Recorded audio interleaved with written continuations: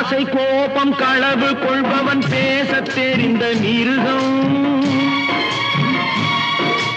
அன்பு நன்றி கருணை கொண்டவன் மனித வடிவில் தெய்வம். இதில் மிருகம் என்பது கள்ள மனம், உயர் தெய்வம் என்பது பிள்ளை மனம்.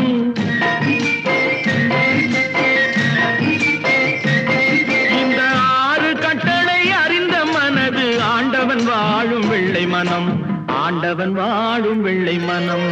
6 மனமே 6, அந்த ஆண்டவன் கட்டளை 6. தேர்ந்து மனிதன் வாழும் வகைக்கு தெய்வத்தின் கட்டளை 6, தெய்வத்தின் கட்டளை 6. 6 மனமே 6, அந்த ஆண்டவன் கட்டளை 6.